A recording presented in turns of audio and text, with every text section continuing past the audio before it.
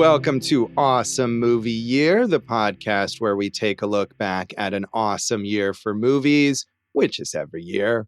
I'm Josh Bell, film critic and writer, and I'm joined by my co-host. I'm Jason Harris, filmmaker, comedian, and Josh, I commend you for silently killing your parents so they could be closer with God. Just ruining the ending of this film we're about to talk about. Immediately. Jumping right to that. Okay. In this season of Awesome Movie Year, we're talking about the films of 2014. And we're here at our first feature episode, a filmmaker's debut, and it is Faults from director Riley Stearns, which eventually ends up at the point that Jason was describing. But first, there's a lot of mystery and intrigue about what exactly that is. So we'll maybe discuss that a little bit before we get to the ending. So much mystery, so much intrigue. This thing, as they say, Josh, had me on the edge of my seat the whole way through. Of course, I was leaning back, so I wasn't really in the edge of my seat. My butt was all over my couch, but really enjoyed watching this film. The metaphorical edge of your seat. Yeah, exactly. You got it. Yes. Hold on to your butts. Right. You'll pay for the whole seat, but you'll only need the edge. There you go. This was, I'd seen this film before, so it didn't have me on the edge of my seat in the same way, but it's definitely a very suspenseful, tense film and very, very well done in that regard. Have you actually ever literally been on the edge of your seat, or do you know anyone who's been like, this movie is so tense, I'm on the edge of my seat? I don't even feel like it's a good metaphor. Yeah, because you're going to fall off your seat. But I've definitely leaned forward before, but I've never, That's because you had an itch. Right. No, I feel like that's what it is. Although that's not necessarily for suspense. I feel like anytime if a movie does something like really fascinating, you might lean forward and be more invested in it at that particular moment. But yeah, I have not, I don't think, been on the edge of my seat. But listeners, let us know if you're on the edge of your seat as you listen to this riveting podcast. I think, I listen to podcasts while I walk, so you might have to sit down just so you could be on the edge of your seat. Yeah, it's to see what happens when you sit down to listen to the podcast. False! Anyway, False premiered at the 2014 South by Southwest Film Festival and was a big festival darling in 2014, played lots of bigger and smaller festivals, including the Fantasia Festival and AFI Fest. But I had remembered this movie being pretty widely acclaimed, which it was. But I guess I hadn't realized how small a release it had gotten, even though it did play all these festivals, including South by Southwest, which is a pretty substantial festival. It was picked up by a small distributor, Screen Media, and essentially released directly to VOD in March 2015, a year after its premiere. Got a small theatrical release, but it was a day and date release, so it came out on VOD at the same time, and no box office figures that I could find for this, and my guess is that the box office was negligible. So a shame, I think, that I don't know if this movie qualifies as like a cult movie now. I mean, it's a movie about cults, but a cult movie about cults. I like that. Is it a cult movie? I don't know. But a shame that it didn't find a bigger audience when it was first released. Also, Josh, I'm really confused about this Fantasia Barrino Film Festival. She was only in The Color Purple, and they made a Lifetime movie about her life is not a fairy tale, but it's a weird festival to have. Okay, that's a reference that you pulled out there. Soul Kittens Cabaret. She did a... All right. Anyway, I like this movie, and it's about cults, and it was under the radar, and so much under the radar that I, of course, knew who this director was, but I hadn't watched it. So what a discovery for me. That's good. That's good. Jason. Like Fantasia Barrino, big discovery on American Idol Season 3. Trying to put us off balance with his random references as he lowers our defenses to recruit us into his cult. I think I'd be a pretty good cult leader, don't you? I don't think you're organized enough to be a cult leader. That's true. Or nefarious enough. I'm too jolly. Well, right? that too, yes. Although I feel like some cult leaders, they think that they're being helpful. Maybe they're not all entirely nefarious, maybe, even though the result is bad. Yeah, a lot of them suck.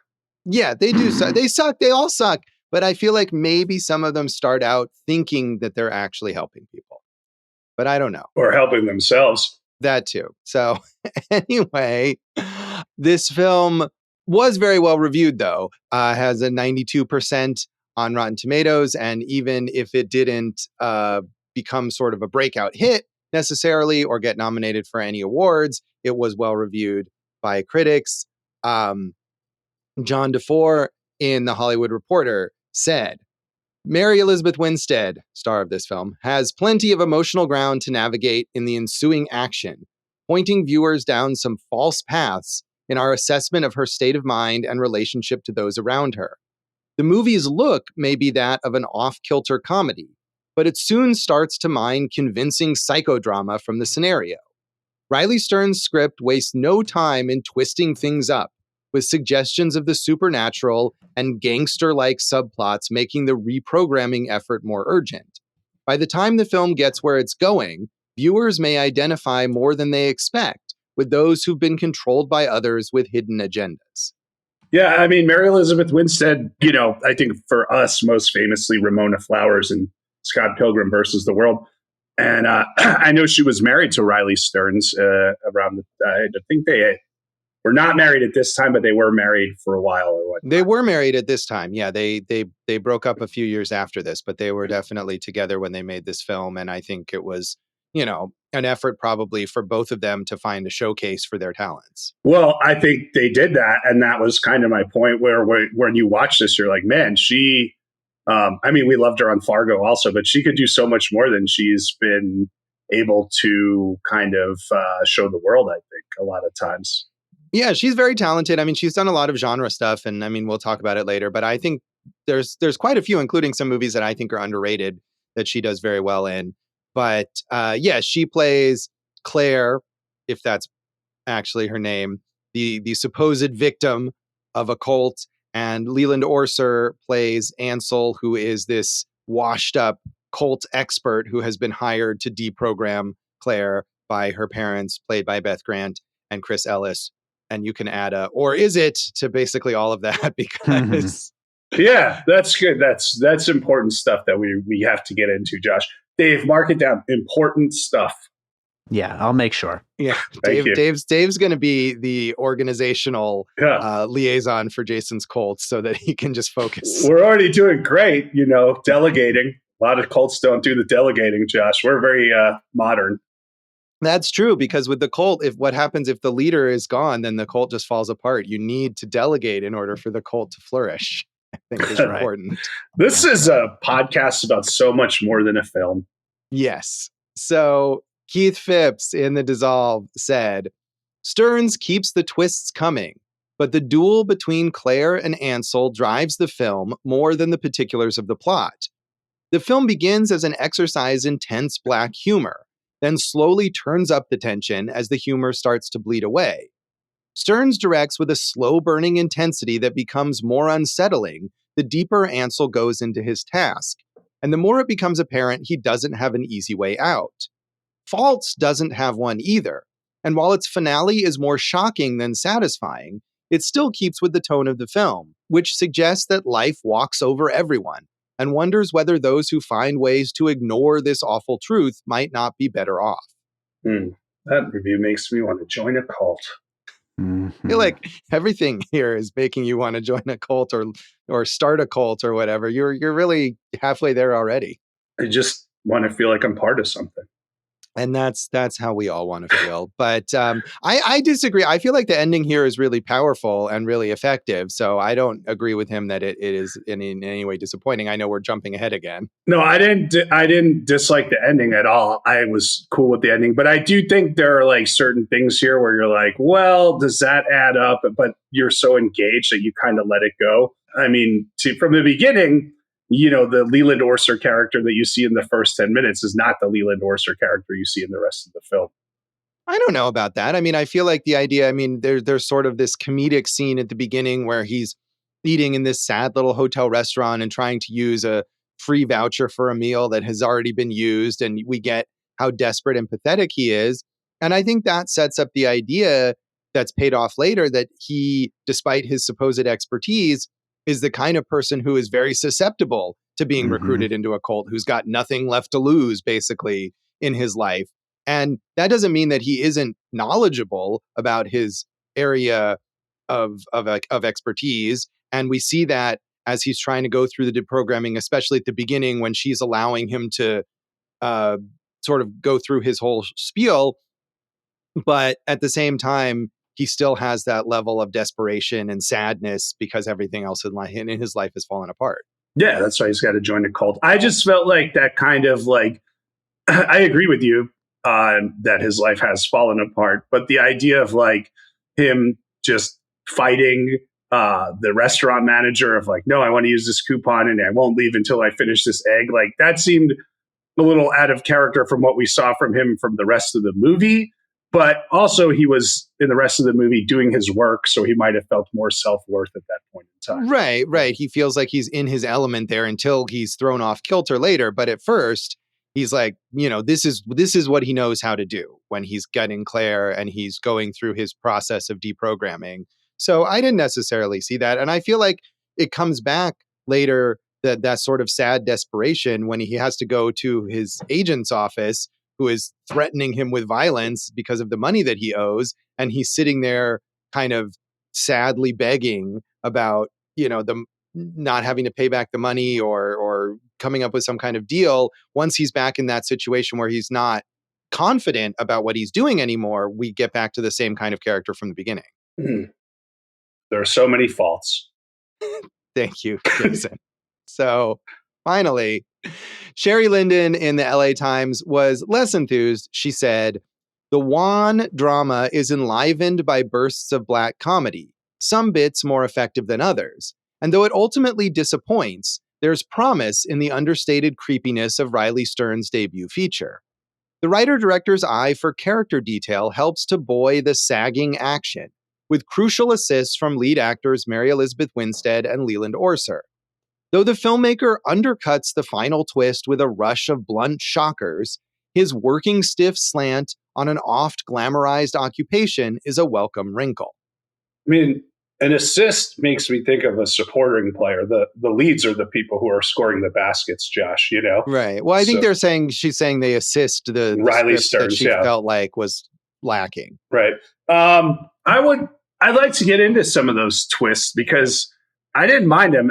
I kind of liked how just off kilter the whole movie kept you. And I think that's part of the point, right? But, I can see someone being like, wait, because the first 45 minutes, right, we're building this and then it kind of just slams this way and that way. So I could see how that could be jarring for people. But I mean, it's a movie about a cult deprogrammer and someone who is very, let's say, what would be the word here, Josh? Kind of manipulative in her abilities to work with people. So you're going to have things coming at you from places you wouldn't expect.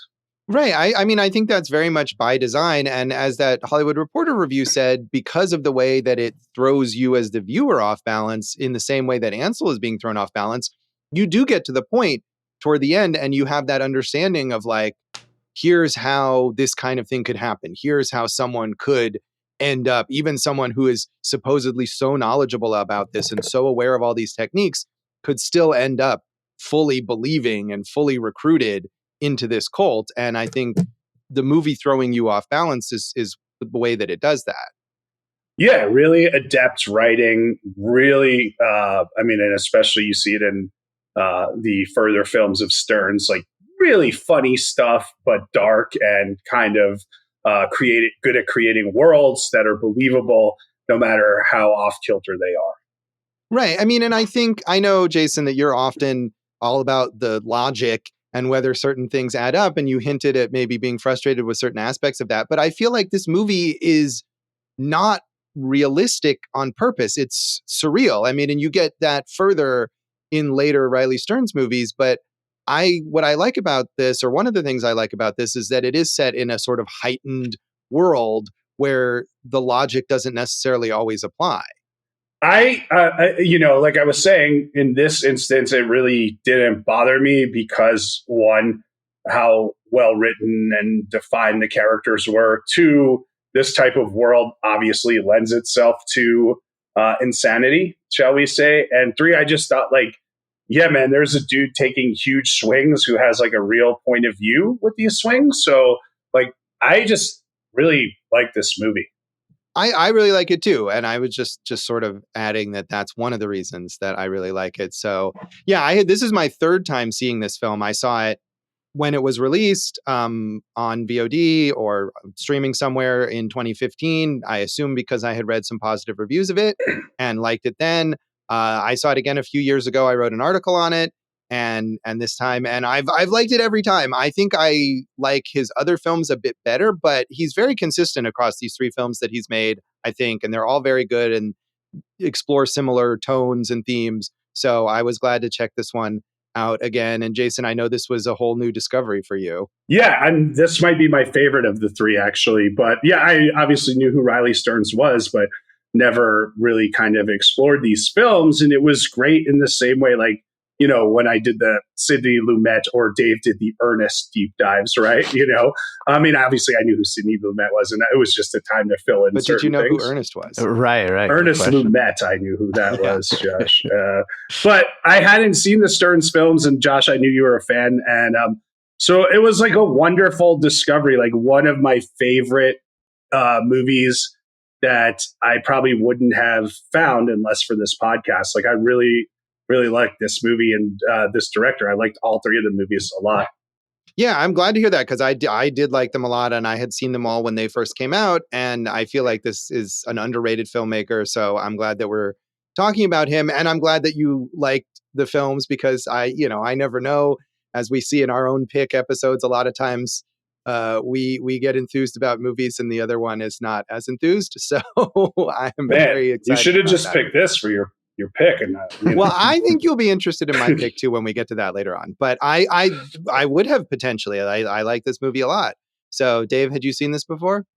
I had.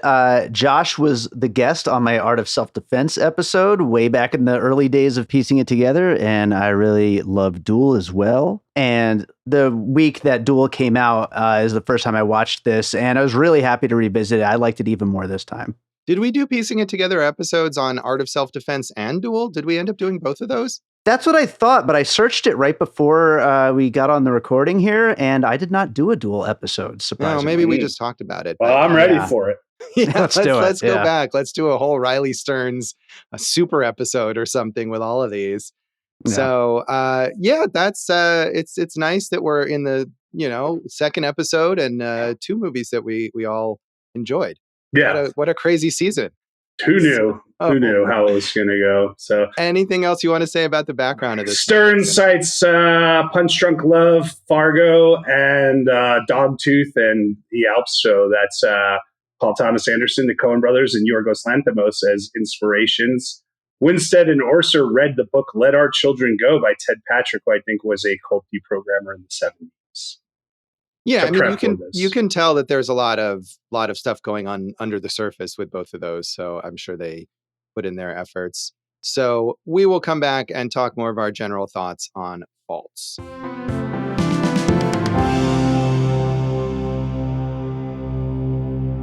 Welcome back to Awesome Movie Year. In this episode of our season on the films of 2014, we are talking about Riley Stearns' debut feature, Faults, which we all liked, which is great. I feel like it's quite a wonderful beginning here to this season as we watch movies that we enjoy that I'm sure will be shattered soon. But for now...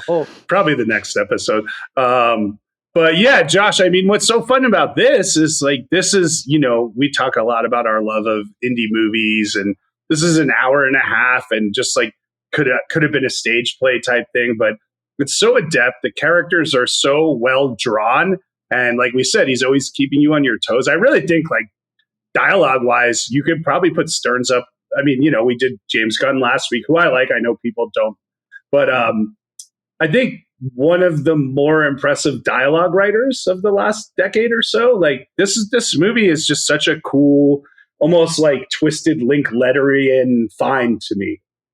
Yeah, it is very, very well written. And I think it has that balance of comedy and suspense that's done really well and that does sneak up on you. I mean, if you didn't know anything about the movie, that opening scene with Ansel insisting on using the used coupon and not being willing to leave the restaurant, and he's trying to eat some ketchup so that he can prolong his thing there is absurd and is funny. And you might think, oh, this is going to be a comedy about this loser or whatever. And it sort of is, but it gets more and more intense as it goes on without necessarily losing the dark comedy element of it. And that's balanced really well.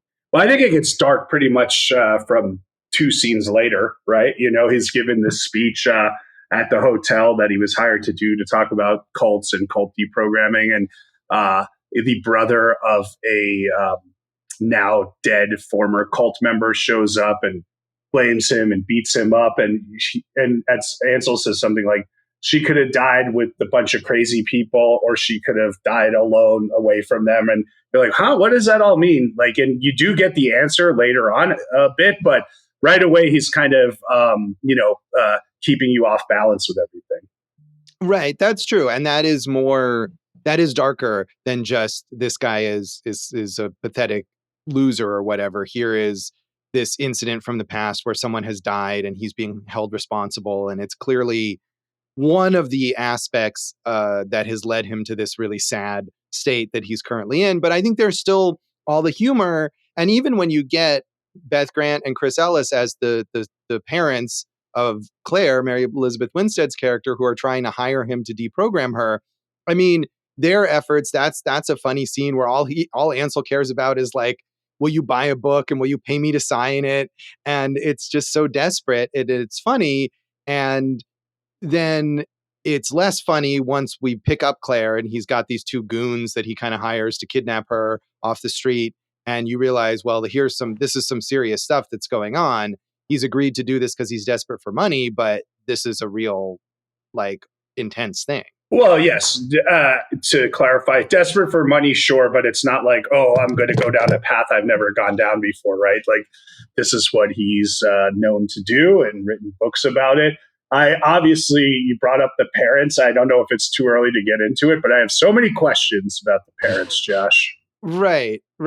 So, well, I will say, based on what you just said, you're right. It's not that he's doing something he's never done before, but as he says when they first approach him, he's like, I just don't give a shit anymore. Like, he doesn't want to. Yeah, he's a broken down dude. Right. But he does seem to get some of his spark back while he thinks he's kind of working the room, so to speak, with the deprogramming.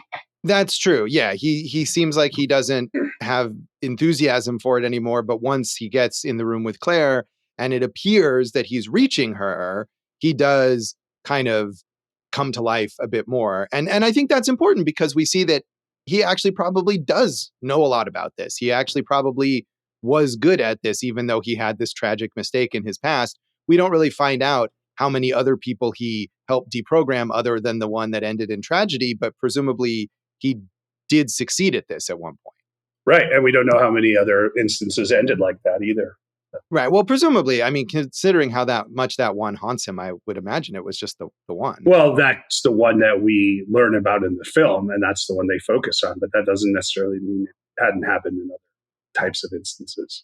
I mean, I guess, but it is so all-consuming to him. You'd think if there were more, it would also weigh on him in the same way. Keep you on your toes. I guess. Okay. Yeah. Can I ask about the parents, or do we need to wait? No, go ahead, Jason. You're eager to talk about it. Let's talk about it. So the parents are like, hey, we just want our baby back, and, we'll pay and do this. And, they finance this kind of kidnapping and deprogramming in this like crappy little motel, I would say, right? And they're in the room next door. And, throughout the film, you see the dad who's like, tough guy dad, and the mom who's trying to be a little more supportive. Oh, honey, we just want you to come home. Why are you doing this? What can we do to get our baby back? You're so beautiful in your own clothes and this and that. And then there's like this push and pull between Claire and her dad sometimes where like she'll try to defy him and then he'll say, no, you do it this way, right? And then she does it and she's like, is this good, daddy, or whatever? And it's like there's this power dynamic between the two. And then at the end, after, Ansel is kind of sent away to kind of pay off the goons or whatever it is, right? Come back, and now the parents are totally under her spell, right? And spoiling more stuff here, they commit a murder for her. And in the end, they take this pill to kill themselves because she tells them to. And they're so happy that they're going to be closer to God or with God because of her. So were the parents always under her spell? Were they always cult members? Was this always a setup from the beginning, Josh? Oh, absolutely. And they're 100% not her parents. Okay. That's what I was thinking too. Yeah. Okay. Yeah, no, they're definitely cult members. The whole thing is clearly is meant to be, it's a setup. It's a setup to recruit Ansel. And part of what you're talking about, where we see what appears to be this dynamic between Claire and the dad, where he gets very stern and domineering and she kind of folds and becomes meek, is clearly meant to make Ansel think of that failure that he had in the past and get him to sympathize more with Claire. Because what happened in the past was that woman, as he alludes to, like, he deprogrammed her and got her out of the cult, but that meant she went back to this family of people who mistreated her and she ended up committing suicide. So, you know, it's meant to evoke, I think, that same feeling like, wait a minute, maybe Claire is better off in the cult. And what am I doing here? And should I be deprogramming her? And is it better to put her with this man who maybe is going to mistreat her? I think that's all set up. Yeah, I think it has to be as well. Because at one point she bangs the dad. That is true, and So. and not to say that the dad couldn't be so abusive that he would do something like that to her, even as an adult, if he's groomed her or whatever. But yeah, I definitely think they're meant to be cult members who have been tasked with playing this part. Yeah. Yes, and because the whole scenario is designed so that she can break down Ansel and get him to join Faults, to join the cult. And she will now have this renowned, even if he's kind of disgraced, he's still well known for what he knows about cults, and she'll now have him as part of her organization. So I definitely think that's what's going on. So I think, you know, that could have been a little, like, you know, not saying they needed to spell it out, but we could have clarified that a little more. But I get why we didn't. The other thing is that sequence that I'm talking about where Ansel really goes crazy, where he's now seeing the woman that he's been sexually active with, like having sex with the person she thinks is her, or he thinks is her dad, while the mom is watching. And then somehow they get a copy of the TV show that with the woman that we've referenced who ends up killing herself, that he kind of pushed into that corner or kind of helped, you know, kind of expedite that process. Then he wakes up in his car. That gets very confusing. Like, what's real? What's not real? How did this happen? All that stuff. So I can see where certain criticisms come in at that point in time. Yeah, I mean, I think the confusion there, though, again, is deliberate because we want to feel confused in the same way that Ansel is confused, and making him confused and making him question what's going on is part of the strategy to recruit him into the cult. What I wondered is, do you think that Claire / Ira, which is, you know, her, I don't know if it's her real name, but the name that she's actually using as the leader of the cult, does she have actual supernatural powers? Right. So that's another issue because there are two instances where we get something like that and none throughout the rest of it. And, we covered another, not another, The Sound of My Voice, the Britt Marling movie. Very, very similar film. Yeah. Yeah. So this one's funnier. I think we can agree on that. Yes, but I mean, obviously you would look at that and look at what Britt Marling does and be like, oh, these are kind of unique in that way. So I don't know how to explain that because I think you could, the first instance that we don't see, you could easily describe. Basically what happens is Leland Orser tells the quote unquote parents, lock her in the bathroom, make sure she doesn't get out. She needs to be in there all night. And then he comes back to the motel and she's passed out on the floor in the hallway of the hotel outside or the motel. And she's like, I just willed myself. I pictured myself out there. And then I was out there. And you're like, well, we can explain that because he wasn't there and we didn't see it. Right. But then later they both get locked into the bathroom and she's like, now, envision yourself outside and unlock the door and this and that. And the door unlocks. So I don't know how you can explain that one. Right. Well, I think on the one hand, that certainly you're right. That first instance, especially once we learn that the parents are not the parents and they're in on it, clearly could have been set up, and they can lie to Ansel when he comes back to make it sound like she did something. But in that second instance, it definitely is set up where you can imagine that she in fact did get this supernatural thing to happen. On the other hand, in that scene where he's also left and has come back, she says the parents left. But we learn later that the parents have not left. They're just hanging out in the next room, Right. waiting for her. So Yeah. is it possible that they came in and unlocked the door? That's what she I was having him visualize it? Yeah, I think that's definitely possible. But I like the idea, and I think this goes with putting the audience in the position of Ansel, where you two are like, maybe I want to join this cult. Yeah. That it could be something supernatural, that maybe she really does have some sort of connection to the astral plane or whatever, and we could believe that that's possible. How many Iras have you known in your life, Josh? I remember a publicist, a Vegas publicist named Ira Sternberg, but that was a man. Yeah, I know at least two. Okay, yeah, at least. That's were they cult leaders? One was a twin, and the other was a guy I worked with at Caesar. So maybe they could join together and create a new cult. They're both Jewish, not surprisingly, with the name like Ira. So could we get like some type of Jewish sect cult going on here? Maybe. I'm sure those exist. I'm sure they're. Oh yeah, they're yeah. At the time of this recording, Josh, as I told you, I did a gig in St. George, Utah this weekend, and I was shocked by how many ex-cult members were in the audience. And because I'm like, oh, they're like, yeah, we were in a cult, and I go, what cult? And they're like Mormon, and I'm like, well, I don't know, if Mormon's really. And they're like, no, we were in the Warren Jeffs, Colorado City. We had to escape. I have 37 siblings. My brother is 80. All that crazy stuff. And it's so fascinating to learn about that from a distance, but so scary in real life. Yeah. I mean, we find this movie fascinating, and the movie definitely puts you in the position of thinking, wow, it's very alluring to maybe join a cult like this. But of course, yes, in real life, it is scary. So, Dave, I know your wife Gina is fascinated by cults, right? Yeah. She's in a cult too. Yeah. No. Yeah. She watches all kinds of cult related stuff. She is obsessed with the fundamentalist families and all that kind of stuff. And definitely, I see a lot of this stuff while I'm sitting there playing on my phone. It's there in the background. So is Gina there right now? No, she's getting a massage with her mom right now. Very cult-like. I think maybe Gina wants to attend your next show in St. George so she can meet your audience. Deprogram them. Oh yeah.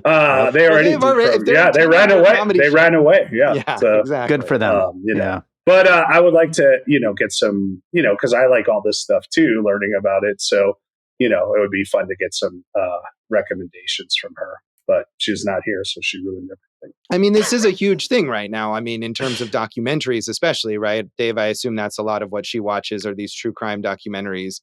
Reality shows, and then she deep dives into these Reddit threads about those documentaries and the reality shows. It's a never-ending thing. Jason said it jokingly, but it basically is almost like a right. cult. She's a cult on watching cults. Right. Yeah, exactly. Yes. Yeah, but it is fascinating. I mean, there's certain ones. The Wild Country was the one I was thinking of. Right. Yeah, I haven't watched that, but I did watch the documentary Now parody of it. But good. I just reading the stories, like articles about the Sarah Lawrence sex cult, I found personally fascinating because I remember applying to go to college there. And, I thought you were going to say applying to be in the sex cult. No, but maybe I think I'm too old. I wouldn't have been there at the time of the sex cult, so I missed out. And it was like one older dude and a bunch of like college females, so you wouldn't have been invited. Right. Well, there was dudes in the cult too. It was an intergender cult, but just finding that stuff fascinating. Yeah, I mean, I mentioned Warren Jeffs' Prophet's Prey, which I think is on Showtime, was a really good look into that. We're open to all recommendations on this stuff. There are some really good ones. There was that one on Netflix. I'd have to look it up, but it was like a happy cult, and then of course it wasn't a happy cult and everything. But yeah, this is all fun stuff. People really getting brainwashed. It's good entertainment for us. So where do we come down? Does she have the supernatural powers or not? No. Okay. Yeah. Because I was thinking of Sound of My Voice too, which I think in that movie, it's a lot they're pushing a lot harder the idea that like it is real, right? The Brit Marling character maybe really is from the future, as she claims in that movie, or it's a little more ambiguous. But the OA was more of that stuff as well. Brit Right. Marling loves that stuff. But I think in this case, you're right that ultimately it's about the manipulation and the manipulation of the audience to some degree, but about the manipulation of Ansel, and it's not supernatural. It's just very, very well planned. Yeah, I mean, hey, this is one organized cult, which is why I'm not in it. Yeah, no, you can be a follower though. Although I feel like Jason, maybe you wouldn't be a good cult follower either because you I'd be the worst. Yeah, and you gotta like follow schedules and things No, and I do don't want to do tasks that. for people. The one I was thinking of is now on Tubi. It's called Holy Hell, which was a really good one. But yeah, no, I would be terrible in a cult, dude. Like, I just need my space. Leave me alone. I can't be with you all the time. Yeah, I agree. Yeah, being around people all the time. But I think the moment where she kind of breaks him down and he opens up about his failures or whatever, that's a huge thing in cults. I mean, that's a big thing in Scientology too, right? That they do with the audits or whatever. And if they get you to be very, very vulnerable and open up about your biggest fears and your biggest failures, it makes you feel close to the cult leader or the cult member who is recruiting you and feel like they understand you and are helping you. And I think that's something that's easy to identify with. Sure. I mean, you go to therapy, right? Right. So you're in a cult, Josh.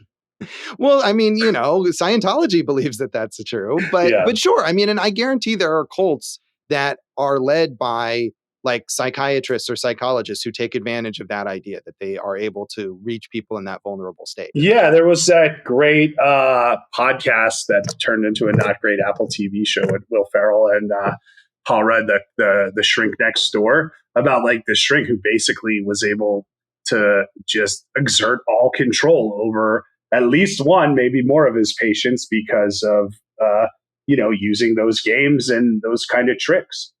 Yeah, I kind of like that show actually. Although I never listened to the podcast, so I believe you that it's better. But that's absolutely true because, and it's a similar sort of thing, is that you get the person to believe that you're helping them, and not only that you're helping them, but you're the only person who can help them, and the only way their life will be better or even manageable will be to do what you say. Right, but in this case, the Ansel character, that is really not how they approach him. They just kind of let him fall into his own trap, I would say. Right. But I think by the time you get to that moment, there is that moment where they're in the bathroom and the door is locked and she gets him to break down and to talk about all his failures and what's really going on, what's really driving the breakdown of his marriage and the failure of his career and all that stuff. And that is absolutely that kind of moment. The one other cool thing is like I said, these actors aren't like traditional leads that you get to see. And I think they both just crush this movie. Yeah, I mean, Mary Elizabeth Winstead, since this, has gone on to have more lead roles, but Leland Orser has just been a character actor. I think this may be the only lead role he's ever had, and he's excellent. I mean, they're both very, very good, and the whole cast is full of character actors, you know, people you recognize. Oh, I must have seen that person in a million things before. Beth Grant and Chris Ellis, who play the parents, and John Grease, who plays the agent, with Lance Reddick as his sort of enforcer. And Lance Reddick, R.I.P. man, he's so good in everything, and I thought he just really took a part here that on paper is one thing and made it into something so much more three-dimensional. I agree. Mhm. He's fantastic here, and he's a sort of mysterious. I mean, I think that goes to the surreal nature of this too, where he just pops up and he's like some sort of enforcer for this guy who's just a talent agent who is threatening violence and is somehow very dangerous and able to track people down. And you're like, who is this guy and where did he come from? And even though presumably he isn't part of the cult's plan, his presence feeds into the cult's ability to recruit Ansel, because that's another element of Ansel's life that's completely off balance. Right. Let's get into that. The more spoilers coming, right? You know, he's being pursued by Terry, the agent, played flamboyantly by John Grease, who is experiencing quite a high right now with White Lotus and is excellent on that. And he's got his enforcer, like you said, Lance Reddick, and they keep tracking him. If you don't get the money here, we're going to kill you or beat you up, whatever, to the point where Terry does beat him up at one point in time, right? And then they come after him in the motel, and Mary Elizabeth Winstead's Claire is like, "Do you trust me?" And she's like, "Yeah, I trust you." And then she has him do murders on them. Yeah, and that's one other, I think, cult recruitment technique. Maybe murder people is a bit extreme, but no, the idea that you do something bad in the name of the cult, and now they're going to protect you from the consequences of the bad thing. So they can hold it over you the whole time. Right, exactly. Yeah. But yeah, the first murder comes as a shock. You just see a knife in the back of Lance Reddick's head, and then you get to watch Leland Orser beat John Grease to death with his own book. So that was exciting. So, but I did think, like, as a subplot, it did add, and John Grease is like kind of like anachronistic to the rest of the performances, which also works because he is like kind of a flamboyant talent agent. But you're right in that it all kind of built on top of what was already being built on. Right. And I mean, I think that was one aspect where you wonder, once you realize that this whole thing is a setup, like how much of it has been orchestrated by the cult. And I think that's not meant to be something. Again, it's just a coincidence that this is also going on, or the way that the two thugs that he hires to kidnap her, like, mess things up at the beginning where they get the wrong hotel room and stuff like that throws him off. That's also just because those guys are idiots or whatever. They're clearly not in on it, because we learn later that the pseudo parents have gone and murdered one of them because he slapped Mary Elizabeth Winstead. So yeah, well, Ansel said no violence, so right, he should have listened.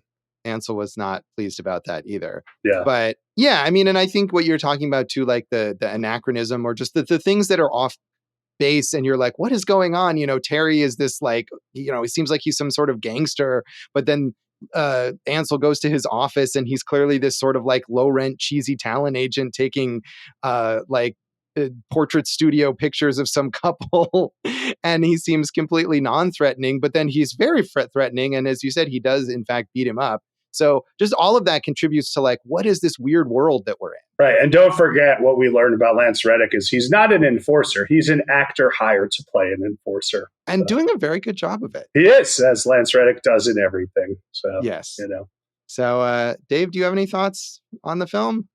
I mean, you guys got to pretty much everything. The performances were just so damn good from everybody in this. And that scene at the end just really just brings it all home so perfectly. So since you guys hit everything, I'll just mention John Grease also taking photos of people in Napoleon Dynamite as Uncle Rico. There you go. I thought somehow you were going to say the Pup Hups have a new album about cults or something like that. I could have, but I let you do it.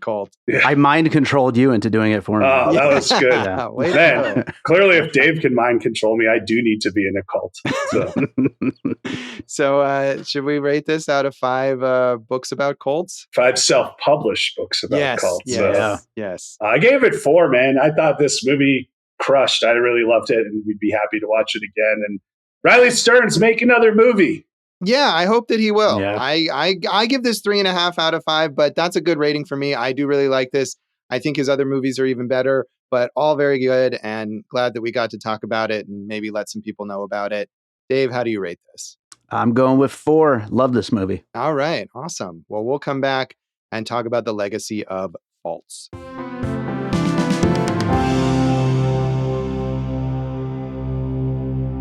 Welcome back to Awesome Movie Year.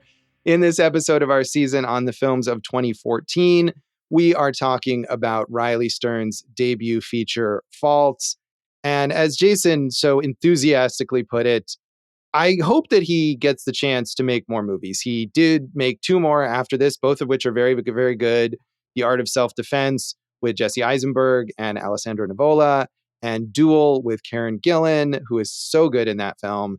And both of those are very good movies. I recommend them both. They have very similar off-kilter tones as this one. Duel is full-on sci-fi, but both of them taking place in a kind of surreal world, I think. Yeah, I thought Eisenberg also gave one of his career best performances in The Art of Self-Defense. And having watched all of them in a week, you're like, well, he kind of just rewrote that character as a woman in a different circumstance. In Duel, there's a little too similar in that regard, but they're both cool movies, both interesting, both unique, and some more twists towards the end in both of those films. So high recommendations. I think for me, like I had Faults as my favorite, but I might oscillate to Self-Defense as my favorite. So I'd say Faults, Self-Defense, and then Duel is the way I would rank them. Yeah, I don't know. I mean, I've seen both of those others, but not since they came out, which was not that long ago. But I would probably rate The Art of Self-Defense at the top there, but all of them really good and probably all underseen. So Dave, I know you've seen these all too. Yeah, I would actually have them in the same order as Jason, but it's really close between those first two. And I love Duel also. It's great. Yeah, they're all excellent. And we didn't even talk about Karen Gillan, I think, last week in Guardians of the Galaxy because there's so many people in that. But I feel like she's a bit underrated as well. She's really good in Duel. I thought we mentioned her once or twice because of the Doctor Who thing or Nebula or whatever. Yeah, she plays Nebula in those movies and has a larger presence in the later Guardians movies. But Josh, talking about these actors, Leland Orser, as you said, career character actor, lots of TV, ERA Donovan, American Gigolo, and he's in the Taken series, and he took Jean Triplehorn's singledom and wifed her up. They're married, Josh. Yes, they are. So yeah, I was, just to go back to Riley Stearns for a second, like I was trying to see what is going on with him, because the Duel came out in 2022 and there hasn't been anything since then. And I was just looking through his Instagram and I hope he's still making movies, but he is teaching jujitsu now. Dude, that's fantastic. Yeah, wow. He is an actual jiu-jitsu champion. He's teaching the art of self-defense. He is, in fact, teaching it. He had a picture of one of his classes and talking about how rewarding it is to teach jiu-jitsu to people. So if you move to LA, you can take jiu-jitsu classes from Riley Stearns. Bro, time to get a move on. Yes. So, I think, as I was saying before, this movie is full of these character actors. Mary Elizabeth Winstead, the one who's gone on to be more of a leading actor. You mentioned Scott Pilgrim. I just was rewatching all the Final Destination movies because that new one had come out, and she's the star of Final Destination 3, which is earlier than this, and one of her earliest roles, and she wasn't famous at the time, but watching that, especially with all the other ones, you really get the sense of like, oh, look, here's a real actor now in one of these movies. Like, here's someone who actually knows what they're doing. So she's good in that. And again, she does all this genre stuff. I feel like her sort of remake reboot of The Thing that she starred in is underrated. She did a Netflix action movie called Kate a couple years ago that I think is underrated as well. Dave, I know you love 10 Cloverfield Lane. Oh yeah, one of my favorite movies of the last 20 years, and she's so good in it. She is. And Dave, do you like her musical duo with Dan the Automator, Got a Girl? I've never heard that. Idiot. Should I listen to it? Is it any good? Sure.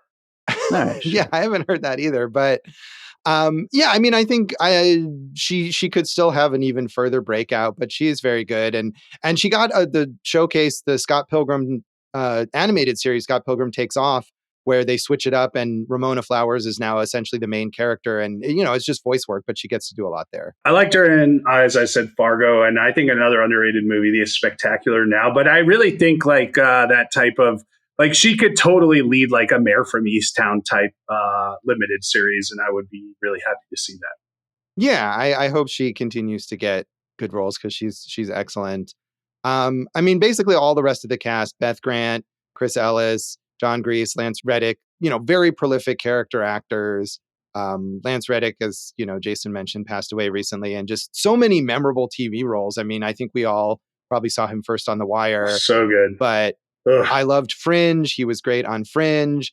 And he can be funny too. I feel like Corporate, the sitcom, the sort of corporate satire sitcom on Comedy Central, is underrated, where he plays the boss of the nefarious corporation. He's very funny, very deadpan. He's funny, and to use another sadly departed too soon dramatic actor who's funny, Andre Braugher. Yeah, they're funny because they don't play the joke; they play the honesty of the scene, which I've talked about here before. And like they just hit it out of the park every single time.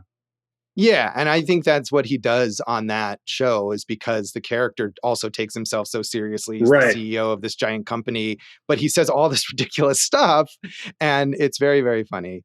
So Well, Beth Grant, we kind of, we've covered one of her movies. We reported No Country for Old Men. But I do like she does some weird stuff like Donnie Darko. And Josh, a show you and I used to watch to fill our quirky needs, Wonder Falls. yeah, that was a fun one. She was just on that Kevin Bacon demon hunting show, The Bondsman. Canceled.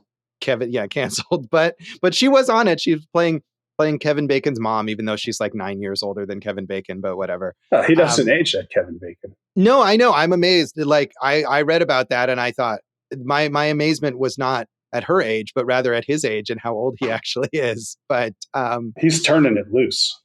Footloose. He is. So I just back to Lance Reddick. I just watched his final role in Ballerina, and he's in those John Wick movies, which Dave, I know you love, and which we may discuss later this season.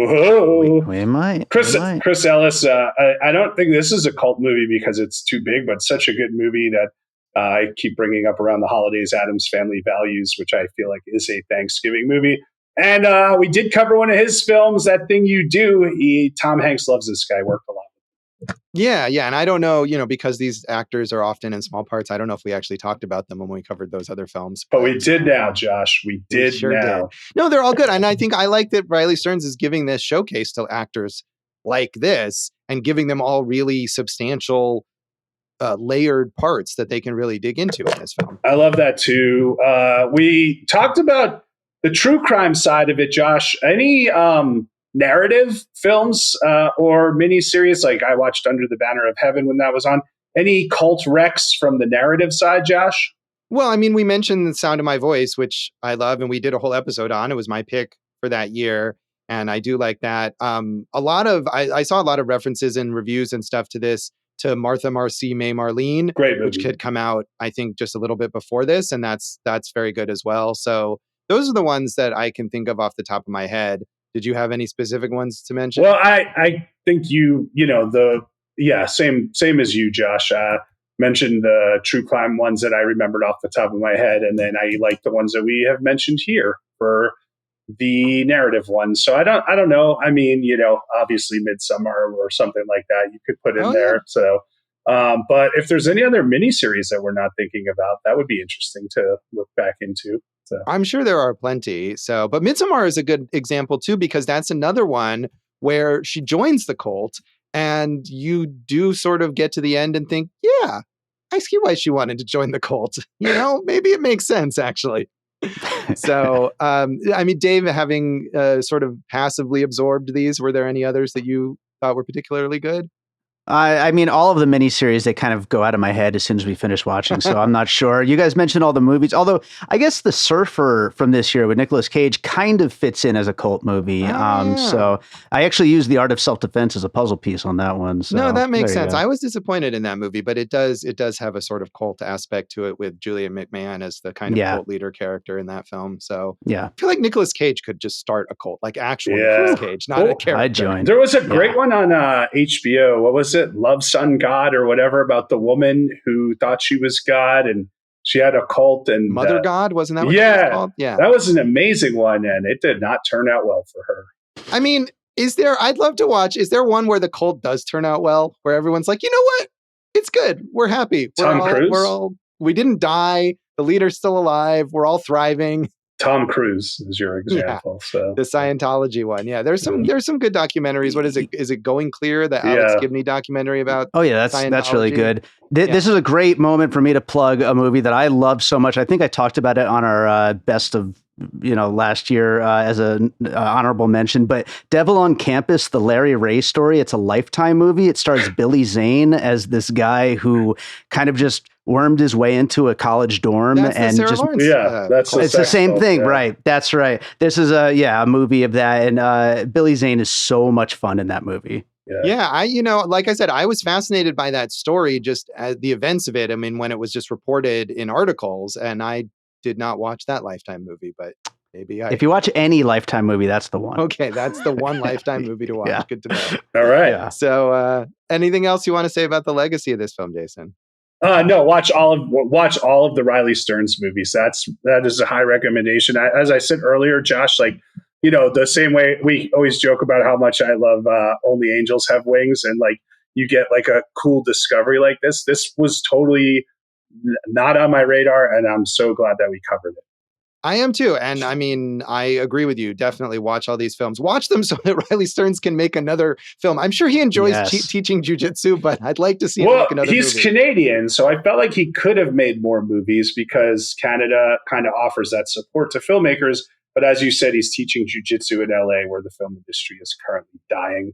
Like here in Las Vegas, where it died a slow, painful death this week. Well, maybe he'll move back to Canada and make a movie there. I don't care, wherever it is. So I agree. That is Faults, and that is this episode of Awesome Movie Year. You can join our cult online and on social media. Join our cult now. You will join our cult. Join now. Awesome movie. See, I'm not a good cult leader. No, that's a very ineffective recruiting technique.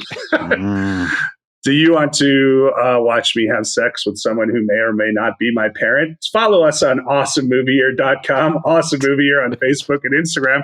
I'm Jason Harris Comedy or Jay Harris Comedy on all the socials. Go for Jason on Letterboxd, where you can see I like this movie. That was good.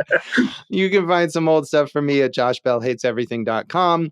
I'm at Josh Bell Hates Everything on Facebook, at Signal Bleed on Blue Sky, and on Letterboxd. And if you're on Letterboxd and you watch this film or any of the movies we talk about on the show, tag your review Awesome Movie Year. We would love to know what you think.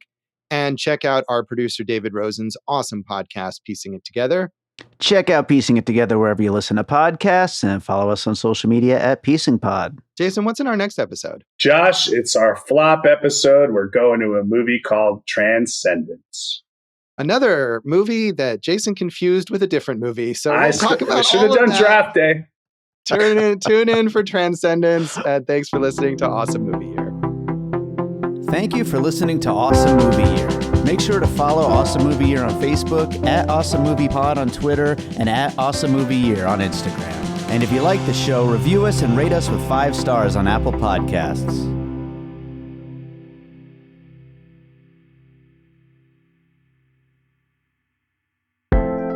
An All Points West production, produced by David Rosen in Las Vegas.